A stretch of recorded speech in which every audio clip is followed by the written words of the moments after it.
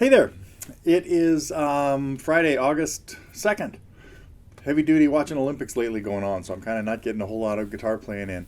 But I want to, last week well, wait, let me tell you the first thing is we got, Nesh gave us a new lesson today, a new artist to me, somebody pretty well known in the Netherlands, just not so well known over here, Vera, and the tune was Roller Coaster. So I hope everybody gets a chance to check it out. Very cool lesson.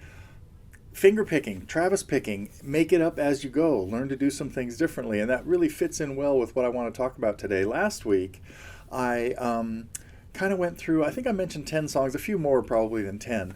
But I'm really kind of compiling lesson plans of good things for people to work on depending on where you are and what you want to get better at. Last week I had a couple of really easy strumming songs I talked about. What were they? Knocking on Heaven's Door and Lucky Man. Then a little more complicated ones where you're hitting some bass notes, teach your children. Maybe, I don't think I mentioned Friend of the Devil, but that's in that. So I'm working on these lists of my top 10 in maybe 5 or 6 different categories of tunes. And what I want to get to today, well, 2 things. One is I want to talk about a band that, first I'm going to talk about a band, then I'm going to give you some song suggestions. And and Blackbird has something to do with it. We'll get to that too, because that's a major project going on. I'll save that for later, because I'm not really sure I'm ready to share to tackle what's going on with it. Anyway, what I'm getting at is one of my favorite bands, especially like when I was in high school,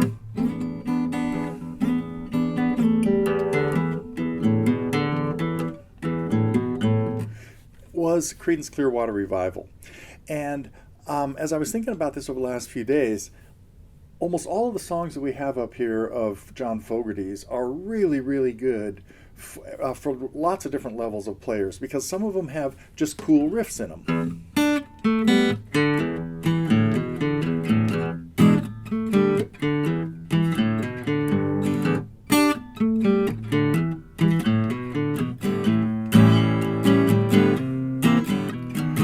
So many that take advantage of this E7 chord out of the C family,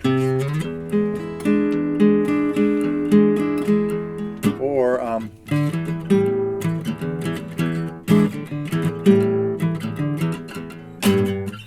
don't have a lesson on that one. That's kind of a one riff song. That was Keep On Chugling.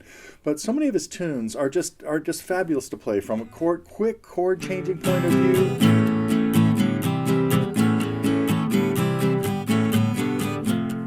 That is a killer exercise for quick chord changes. He's got some that just have your typical normal guitar vamp in it.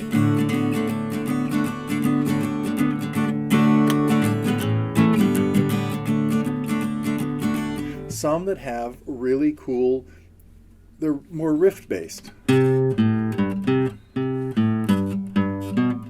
have cool strumming patterns.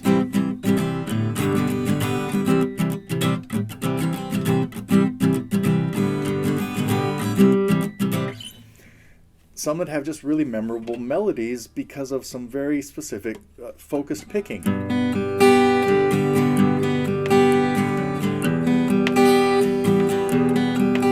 Just picking out that those couple little notes that stand out in Who'll Stop the Rain. Some that are very simple chord progressions.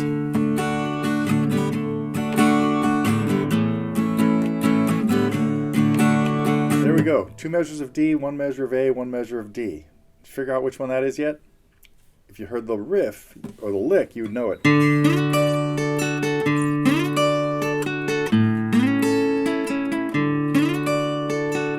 Anyway, his tunes are just really, really fun to play, and even some of his post-Creedence tunes.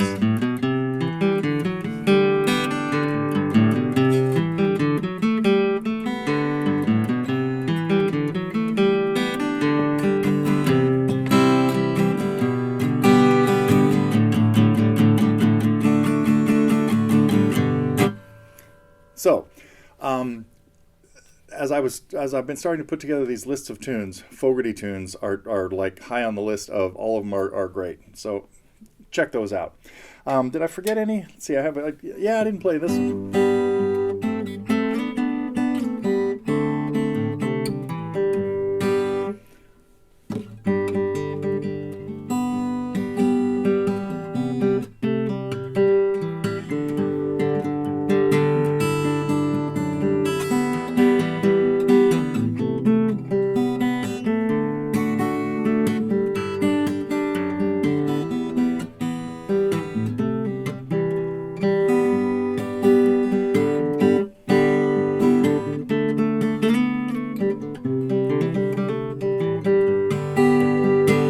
some of them even make good finger-picking songs, or reasonable ones.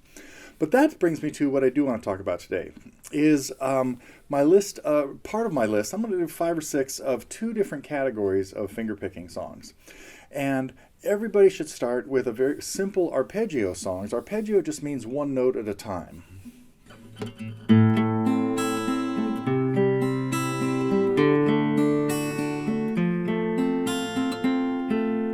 Don't play the same note twice in a row.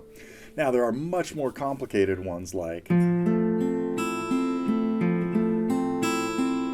I say much more complicated, it has some really ugly chords in it. I don't think I'm even going to try the next one. I'm going to cheat.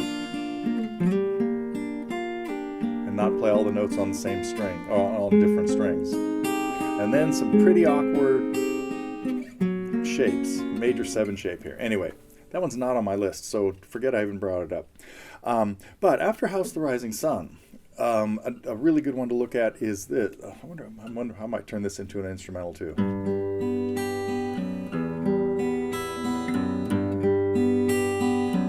Let's see what happens.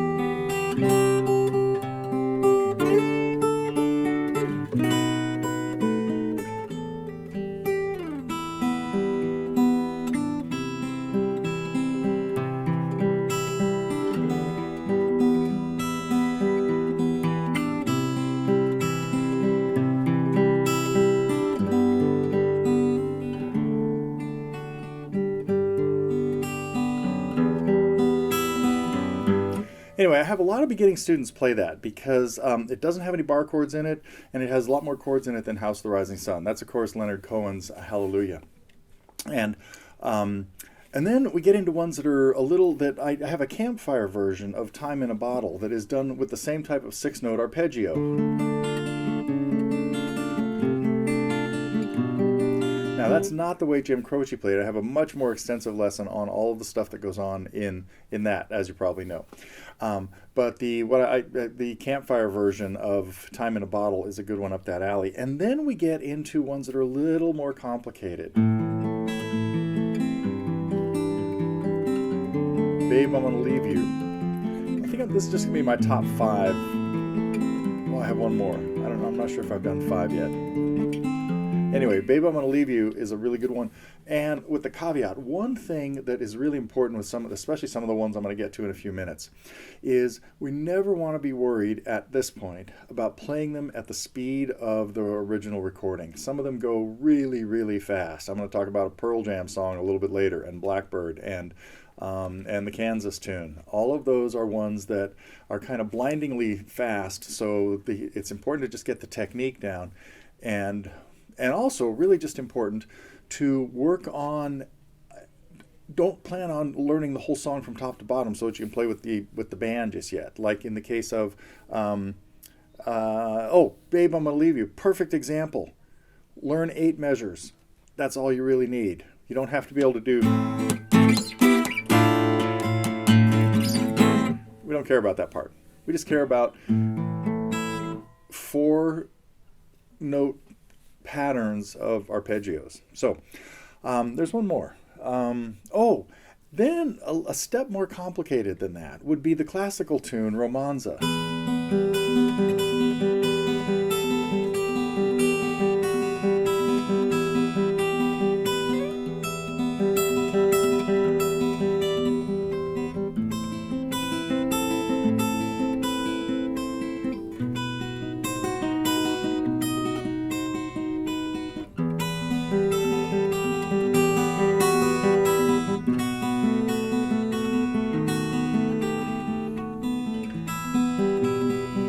Similar to what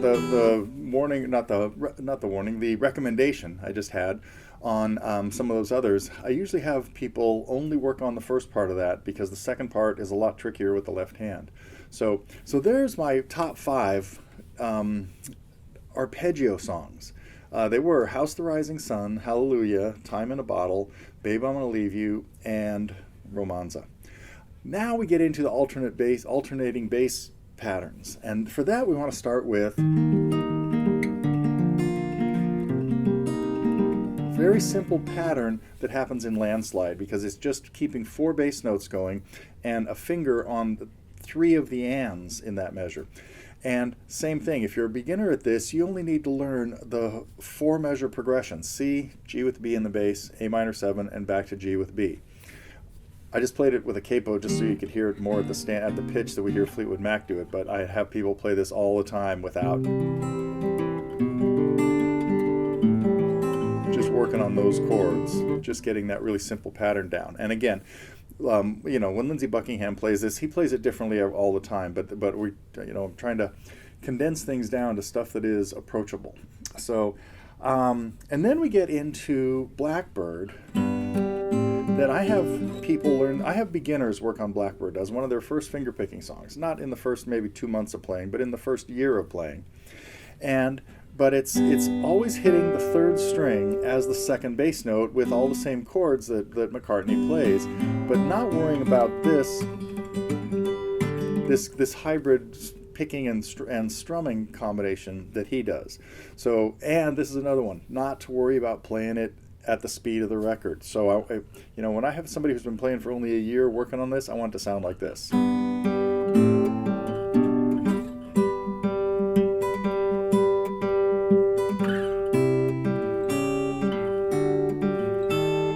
Anyway, you get the idea.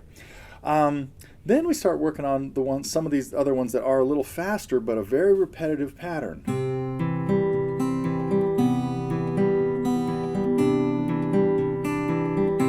And we disregard the fact that the original goes. That's, of course, Dust in the Wind. A more current song that is very similar is Eddie Vedder's tune, Just Breathe. That's another one that has nice, fast picking in it. So what else do I have people play along these lines? Brain Damage.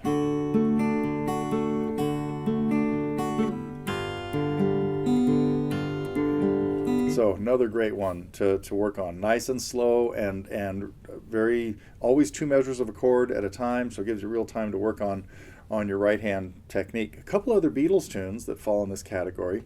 Dear Prudence, which I won't play now because it's in drop D, but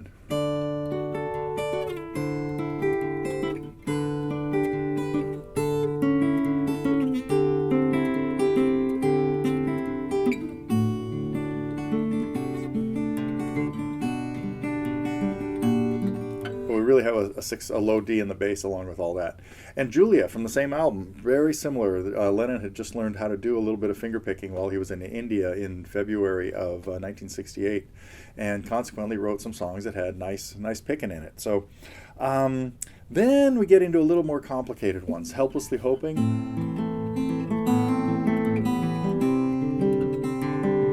A little more variety going on in Steve Still's tune. And then some Paul Simon songs like The Boxer and Duncan. All those have this alternating basis of the whole tune. So that is my list. That probably was about 10. Landslide, Blackbird, Just Breathe, Dust in the Wind. Where'd I go next? Oh, Brain Damage, the couple other Beatles ones, Dear Prudence and Julia, Helplessly Hoping. And then the 2 Paul Simon ones, The Boxer and Duncan. So, okay, I'm going to have all this stuff up and more accessible at the site as we're kind of redesigning a few pages. And I think, and that's it. Let's see. That's all I really wanted to talk about today. Except I do want to let you in on something. This is absolutely not ready for prime time because one of the songs that I mentioned a little while ago that people have asked me, what I like to do is come up with instrumental arrangements of songs that you normally need to sing, and people have asked me for years about doing that with Blackbird, and I always just kind of begged off saying there's just too much going on in Blackbird already to be able to put the melody with it. And for some reason, a couple of days ago, it was about a week ago now, I started thinking, wait a minute, have I ever really tried it? I just wrote it off as like, no, can't do it. And I started thinking, so I started thinking, well, if I grab the first note and the first melody note, there we go. I got the first chord and the first two syllables. Now can I get the next chord? Yeah. Can I get the next one?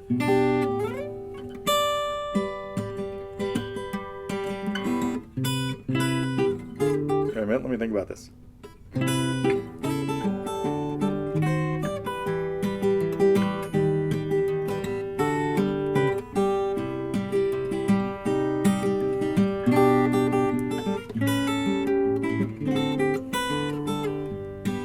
Started coming together. I don't have this very clear in my head at all yet, but let's see what happens.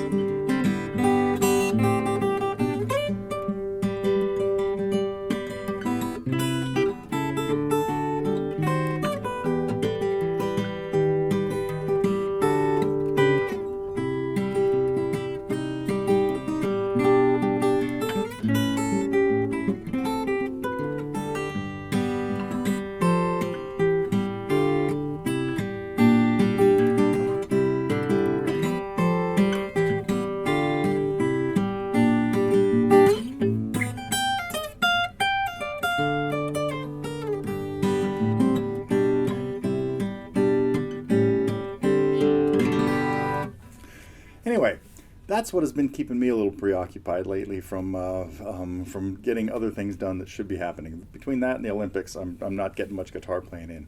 But I hope to put that together and have that ready for you next week. That's kind of my goal, maybe plan, but certainly can't promise it yet. I will be back. Next week will be what? Today's the 2nd. I'll see you on the 9th.